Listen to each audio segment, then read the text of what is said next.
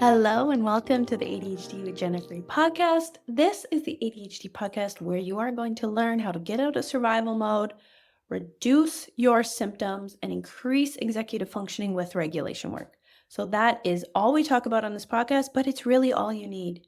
If you are regulated ADHD, you are going to find a whole different experience with your brain, and that's what we're working towards. So, today we are going to be talking about fight, flight, freeze, and fawn. This is the response that comes when we're in survival mode.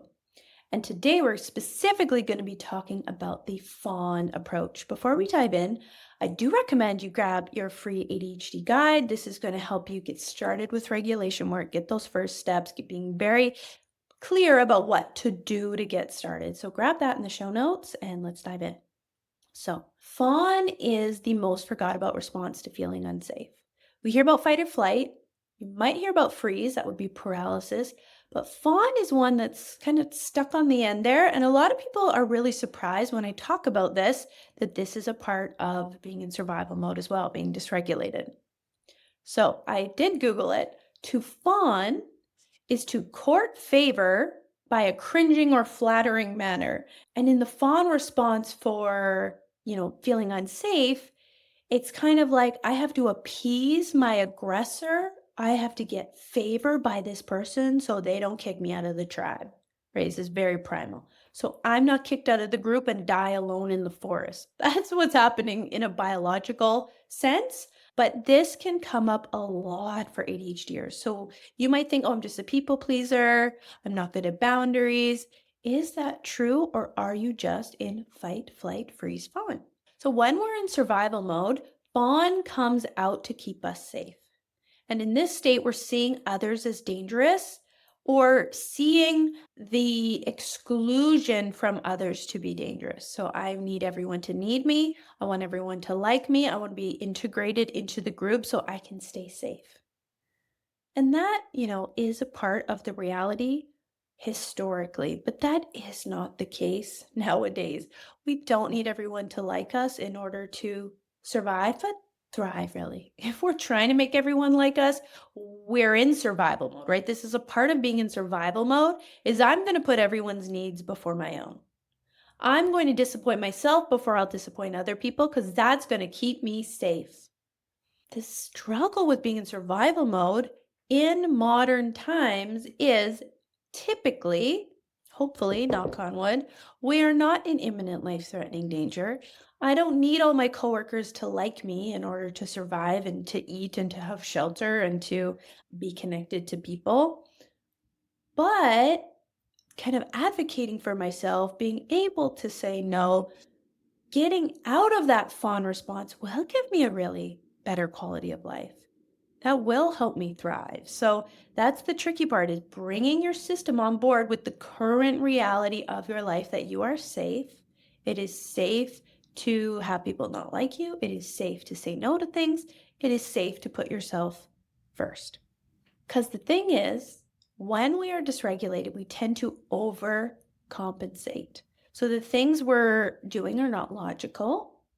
I've probably said that a lot in this podcast is dysregulation is illogical. It makes no sense, right? A lot of time, the response we're having when we're dysregulated is not like if you backed up and went, okay, so what did I do to deal with that situation? It's like, what? That doesn't make any sense at all. Kind of like today, even in one of our group calls, someone was saying, oh, yeah, when I have a text message come in, and then I feel like it's too long that I've replied, that I will keep not replying. And it's like, well, that obviously doesn't make sense. I've waited too long to reply, so let's wait even longer. Like that's not logical, but that's what dysregulation does. It has us reactive, it has us hide, it has us avoid, and it has us fawn. So this is how fawn might show up for you. It might be that you can't say no to much of anything that anyone asks of you, even if you're too busy to do it. It might be like, wow, I have no business doing this. This is causing me stress. I don't want to do this thing. And I can't seem to say no, right? It feels dangerous to say no. Or it might be you feel you can't take up space. You can't give your opinion. You can't ask for what you want. You can't ask for help. I don't want to bother anybody. Right? We want to feel like, oh, look, I'm not going to bother you. Keep me in the group.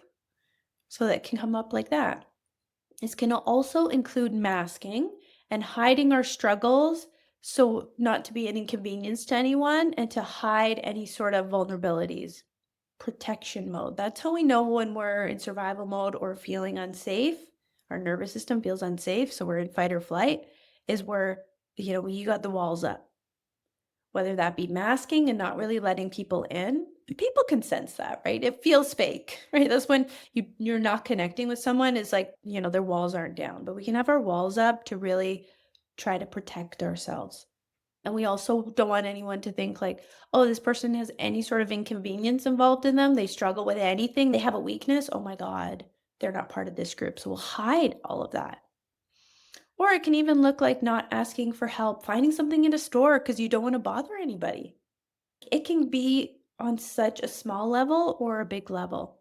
We can also see Fawn in being overly worried what other people think. What do other people think about my life? How does my life look to other people? What are other people's opinions? Are they judging me? Of course, it's very natural and normal to want people to like us, to be worried about what people think. But if it's impacting your life in a negative way, that's how we know dysregulation is present, and we want to work on that.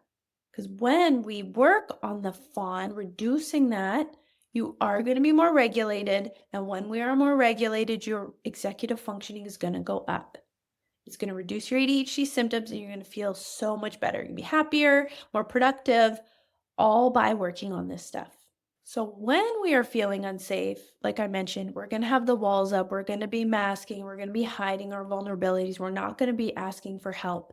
And that makes us feel safe. It feels like that's going to keep me alive. But that's how we react when we're dysregulated. But what is the truth? The truth is, if you really want a village, which I think we see a lot about online these days, you need to be a villager. To be a villager, you need to ask for help and take up space.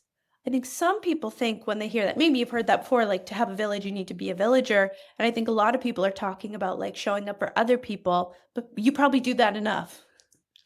To be a villager, you actually need a village, right? Show your village that they matter to you, they're helpful to you, and you need them.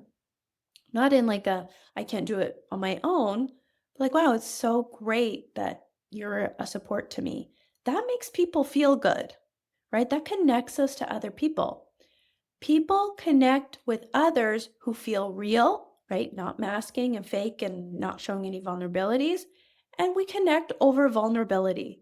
And if we're in the fawn approach, right, it feels nice. It feels like people pleasing. It feels like it's about connection and helping others, but it's actually about self preservation.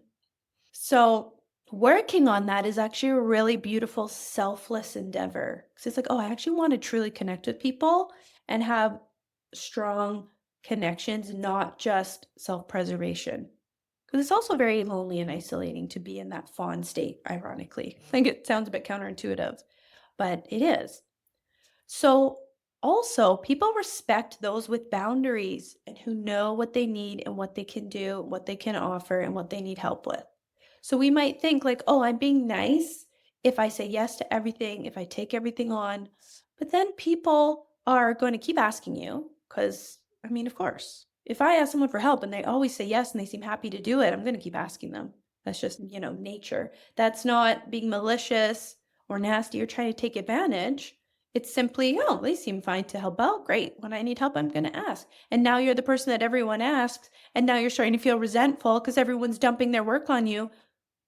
But that's because everyone thought it was fine. Because we've had that mask up, we have that wall up, we take everything on. We don't have those boundaries in place. So people will really respond to boundaries. Boundaries are a you thing, though. That's a really important point. Is a true boundary asks nothing of anybody else. So meaning like a boundary isn't like you don't ask me to help. Like that's not a boundary. A boundary will be I am going to, put my work before my coworker's work. That would be a boundary because it's on you to do that. So that might be saying no or letting them know, like, I can get to that when I'm done, but I will not get to it until I'm finished my own work, for example. A really cute story about this like respecting boundaries thing that I had heard from one of my clients in my groups quite a few groups ago was saying she had this coworker who there was just this very strong boundary in knowing that no one talked to her until she ate her breakfast. Not in a nasty way, just in a like, oh, I don't know what her name was. That's what Susan does. Like, you know, you don't talk to Susan until she's done her breakfast. What a beautiful person. I just love that. I'm like, oh, she knows what she needs, right? She needs a minute. She needs to eat. She needs to get settled, and then she'll help you, right? And people respected that. She's like, everyone in the office just knows that and doesn't bother her until she's done her breakfast, right? Whereas for us, if we're in that people pleasing, it's like people will dump their stuff on you at any minute because those boundaries are so porous. So you just let everything in. So this idea of fawn, the reason I'm kind of explaining what the fawn approach is and what can happen is because we need to start seeing it through the lens of dysregulation. It's not because you're so nice. I'm sure you're also very nice and very kind and very loving. The people pleasing and the fawn response is about self-preservation. So this sometimes I think can help people give themselves permission to start advocating for themselves, put those boundaries up. It's actually more selfless to do that because it's not a nice feeling. If your coworkers knew how resentful you were that they asked for your help all the time, I'm sure they would feel so bad. Right? So we don't want to say yes and then feel resentful about it. We want to be confident when we say yes to help someone that we feel happy about it. And we're like saying yes out of true desire to help, not self-preservation. So there are 3 ways we can work on this fawn approach and kind of breaking the cycle of being in this protective mode. So the first is to slow it down. You probably know I'm going to say that about everything, but going too fast and being in a rush causes a lot of these problems.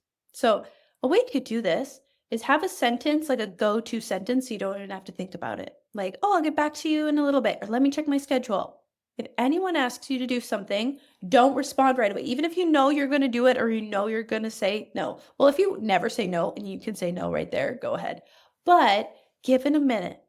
Even if you think you're going to say yes, sit with it. So say you're walking around your office, someone says, oh, can you do this today?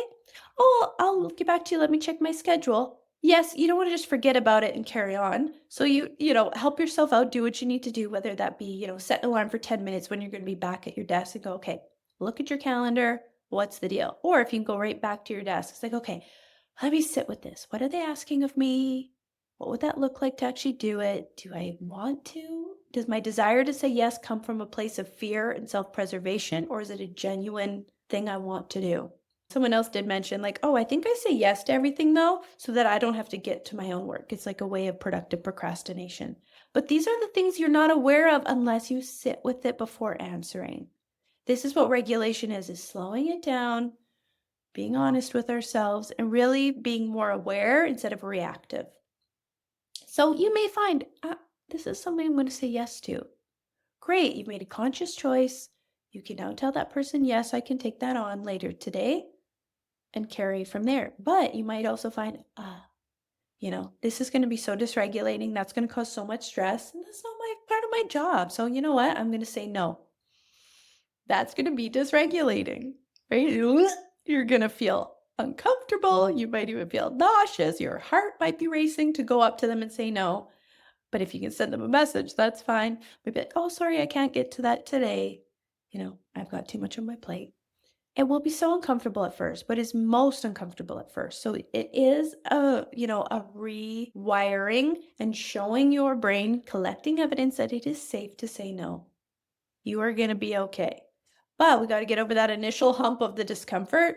The first few times is going to be awkward for sure.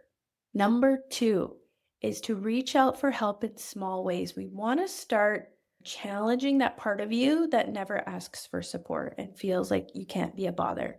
It's going to be uncomfortable to do this stuff at first, but it will not kill you. You will be okay. And so it's just remembering that of like, okay, this anxiety, this racing heart, these signs of dysregulation, it doesn't mean I'm getting chased by a bear, right? Even though this is scary, I'm safe, and so I can do it. And so you might ask the clerk for help finding the oatmeal at the grocery store. Instead of walking around for 20 minutes at a new store, you can ask where it is. I promise you'll be okay.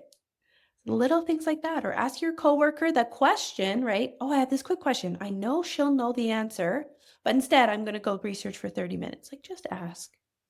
Start reaching out little bits and little ways to show yourself, oh, this is actually connecting me. And they're also allowed to say no, right? Just like everyone else is believing that you're okay with everything because you're saying yes.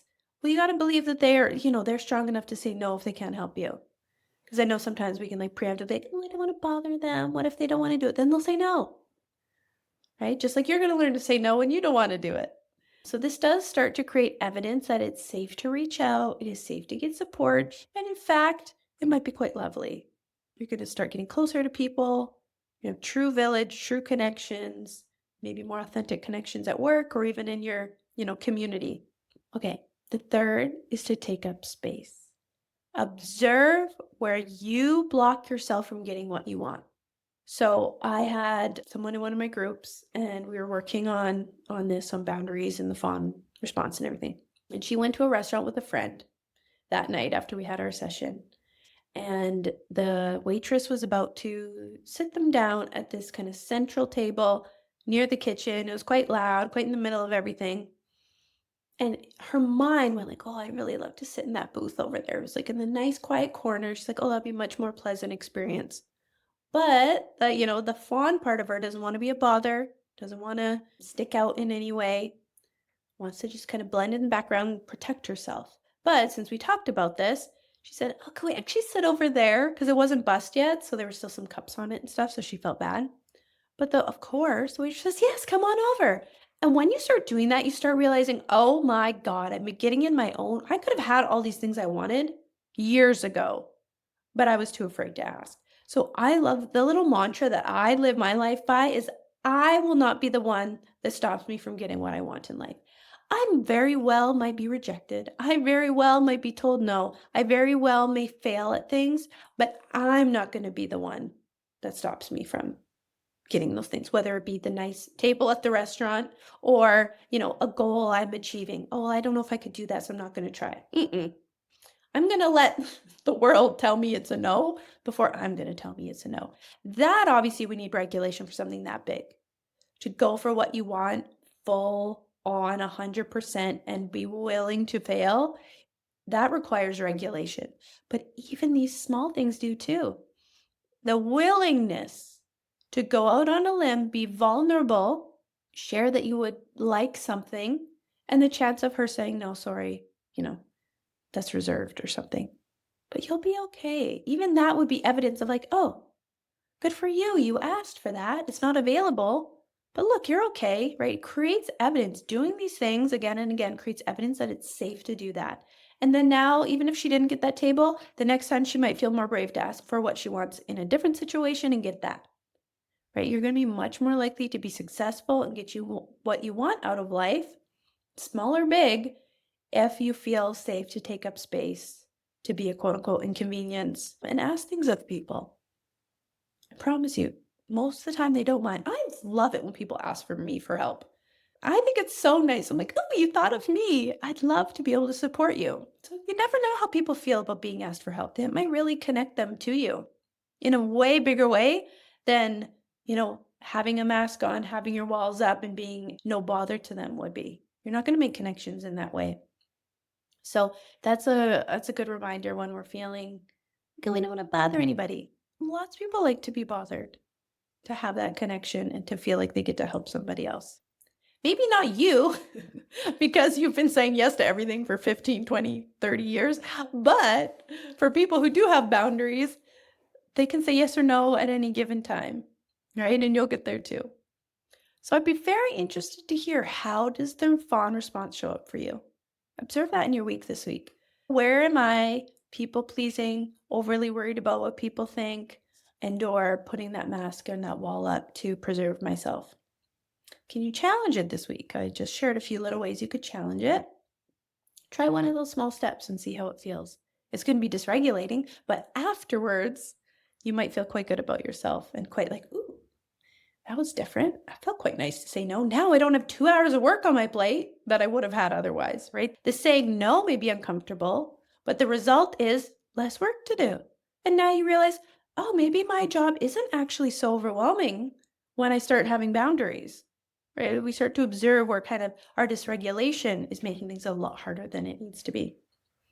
So if this podcast has been helpful to you, please drop it in your favorite ADHD subreddit. It's how a lot of people find the show. Maybe that's how you found the show. I've had a huge influx from Reddit recently, and I thought, "Oh, this is obviously a great place to share this philosophy." So if you are on Reddit, go share about the podcast. Other people might find it helpful if you have too.